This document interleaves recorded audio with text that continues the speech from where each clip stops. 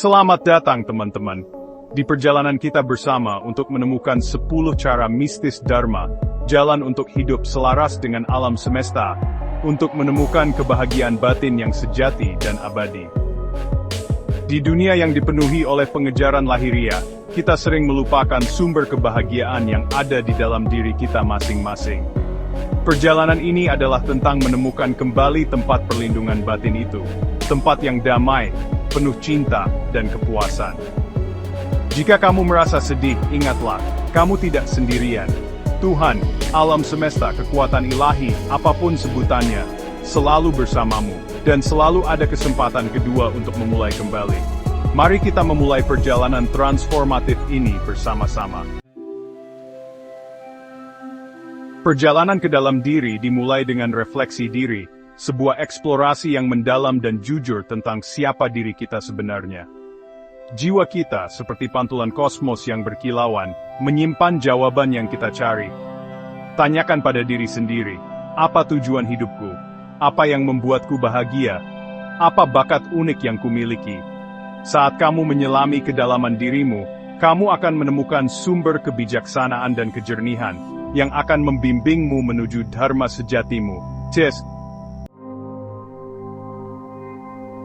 Di ruang hening di antara pikiran kita, terdapat ketenangan yang mendalam, tempat perlindungan damai yang selalu ada. Perhatian penuh dan meditasi adalah jalan untuk mengakses tempat perlindungan batin ini. Melalui latihan mengamati napas kita dengan lembut, pikiran kita dan sensasi kita tanpa menghakimi, kita memupuk hubungan yang mendalam dengan saat ini, membebaskan diri kita dari belenggu penyesalan masa lalu dan kekhawatiran masa depan. Welas asih, bahasa jiwa, memiliki kekuatan untuk menyembuhkan dan mengubah. Ketika kita memupuk welas asih, kita memberikan kebaikan tidak hanya kepada orang lain, tetapi juga kepada diri kita sendiri. Sadarilah bahwa setiap orang, termasuk dirimu sendiri, sedang menjalani perjalanan unik mereka sendiri, menghadapi tantangan dan kemenangan mereka sendiri. Rangkulah pengampunan, pengertian, dan empati, dan saksikanlah hatimu mekar dengan cinta dan penerimaan. Bab 4. Mencari cahaya kebijaksanaan. Pikiran kita, seperti lanskap luas yang menunggu untuk dijelajahi, mendambakan pengetahuan dan kebijaksanaan. Libatkan diri dalam pengejaran kebenaran dan pemahaman dengan membenamkan diri dalam buku, ajaran, dan percakapan yang mencerahkan dan menginspirasi. Carilah kebijaksanaan dari tradisi kuno, teks spiritual, dan bisikan alam. Saat kamu memperluas pengetahuanmu, kamu akan menemukan perspektifmu meluas.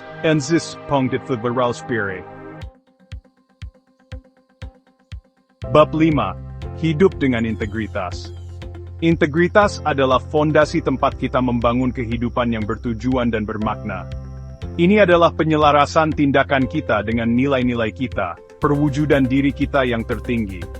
Ketika kita hidup dengan integritas, kita menciptakan efek riak energi positif yang meluas keluar, memengaruhi hubungan kita, komunitas kita, dan dunia di sekitar kita. Bab 6. Memupuk hati yang bersyukur. Rasa syukur adalah kunci yang membuka kelimpahan alam semesta. Luangkan waktu setiap hari untuk menghargai berkat dalam hidupmu, sekecil apapun. Ungkapkan rasa syukur atas udara yang kamu hirup, makanan yang memberimu nutrisi, cinta yang mengelilingimu. Ketika kita fokus pada apa yang kita miliki, kita membuka diri untuk menerima lebih banyak berkat. Bab 7. Keindahan pelayanan tanpa pamrih. Melayani orang lain adalah tindakan cinta yang mendalam, dan jalan menuju pertumbuhan spiritual. Temukan cara untuk berkontribusi pada kesejahteraan komunitasmu, baik melalui kegiatan sukarela, tindakan kebaikan, atau sekadar mendengarkan. Ketika kita mengalihkan fokus kita dari diri kita sendiri ke kebutuhan orang lain, kita merasakan tujuan dan kepuasan yang mendalam. Bab 8. Menyeimbangkan tubuh dan jiwa. Tubuh kita adalah bait suci yang menampung jiwa kita. Adalah tanggung jawab kita untuk merawatnya dengan cinta dan hormat. Beri nutrisi tubuhmu dengan makanan sehat, lakukan olahraga teratur, dan prioritaskan istirahat dan permajaan.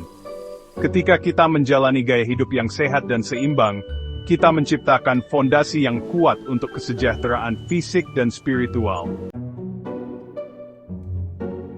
Bab 9. Pembebasan dari pengampunan.